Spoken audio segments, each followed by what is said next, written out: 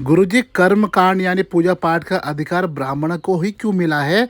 और कोई अन्य जाति का व्यक्ति क्या कर्म कांड नहीं कर सकता है? इसका उदाहरण क्या है?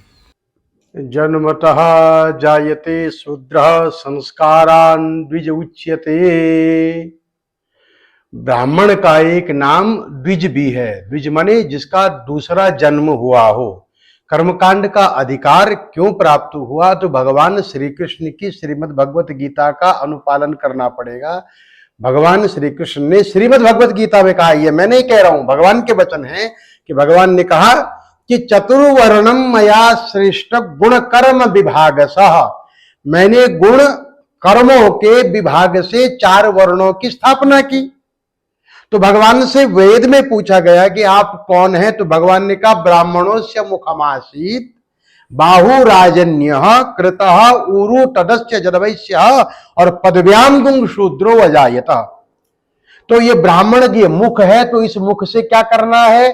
तो कहा इस मुख में देखिए, जो हमारी शरीर की सबसे महत्वपूर्ण इंद्रियां है ना, ये इस मुख में है। तो ये तो मुख तो सबके पास है, ब्राह्मण के पास भी है, क्षत्रिय के पास भी है, वैश्य के पास भी है और अन्य के पास भी है। सबके पास मुख है। सब इस शरीर के सारे अंगों की प्रधानता है।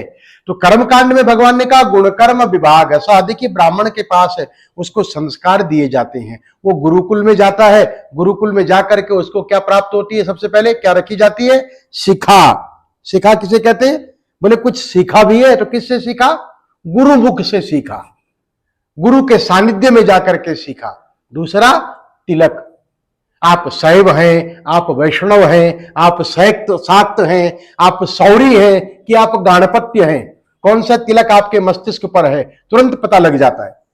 तो तिलक, आजकल तो बाजार में चले जाओ तो आप गंगा आदि नदियों में तीर्थों में जाओगे तो कोई राधे राधे, कोई सीताराम तिलक लगा रहे हैं, लोग खुश हो रहे हैं। नहीं, जिस संप्रदाय में जाते हैं उस संप्रदाय की दीक्षा लेने के बाद उस तिलक का अधिकार होता है। तो मस्तिष्क पर तिलक, और शिखा, कान में गुरु मंत्र, वाम कर्ण में गुरु मंत्र देता है क्योंकि बाएं कंधे कान में गंगा आदि नदियों का निवास है। तो पवित्र करने के लिए कान में गुरु मंत्र मिलता है और कंधे पर यज्ञोपवीत मिलता है, और तब कर्मकांड करने के लिए माला जप मिलता है। माम माले महामाई सर्वशक्ति स्वरूपणी चतुर्वर्गस्त्ययी निस्तत् तस्मान में सिद्धिदा भवा।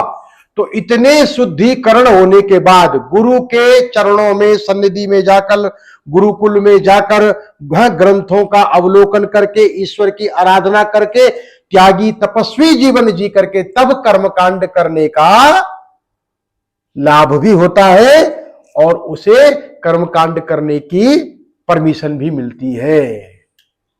तो कर्मकांड इसलिए ब्राह्मणों को दिया गया कि ब्राह्मणों को गुरुकुल में जाकर गुरुमुख से पढ़ के तब ग्रंथों का अवलोकन करके समाज में शिक्षा देने का कार्य करें। गुरुजी, अब इतना त्याग तपस्या तो ब्राह्मण ही ने किया तो उसको अधिकार मिल गया। अन्य कोई वर्ण का व्यक्ति यदि इतना तपस्या करे, त्याग करे, तो क्या उसको भी फिर भी अधिकार? 2 प्रकार के मंत्र, एक वैदिक मंत्र है और एक लौकिक मंत्र है जी। तो वैदिक मंत्र वेद पढ़ने वाले ब्राह्मणों को दिया गया। वो लौकिक भी कर सकते हैं और वो वैदिक भी कर सकते हैं। अन्यों को, क्योंकि उनको वेद की शुद्धि, वेद का ज्ञान नहीं होने के कारण वो लौकिक मंत्र या नाम मंत्र के द्वारा जप कर सकते हैं और पूजन कर सकते हैं।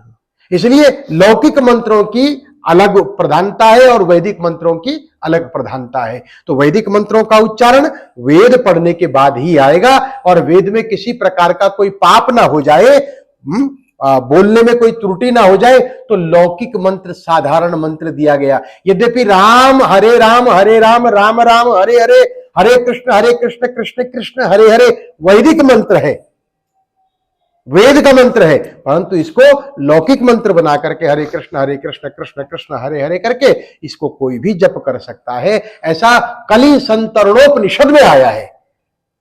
कलि संतरणोपनिषद में आया है कि आप इस मंत्र का जप कोई भी कर सकता है, किसी भी जाति का हो, किसी भी धर्म का हो, कोई भी हो। पर वैदिक मंत्र गुरुमुख से पढ़ करके वेद मार्ग पर चलने वाले को, उसी को फलदायी होता है। तो दोस्तों, बहुत सुंदर आज आपको जानकारी दी गई है। तो जिसके भी मन में अगर कोई भेद हो तो आज इसके बाद मिट जाना चाहिए। इस वीडियो को भर भर शेयर कीजिएगा ताकि सभी तक सही ज्ञान का अर्थ पहुंच सके। जय श्री राम, हर हर महादेव।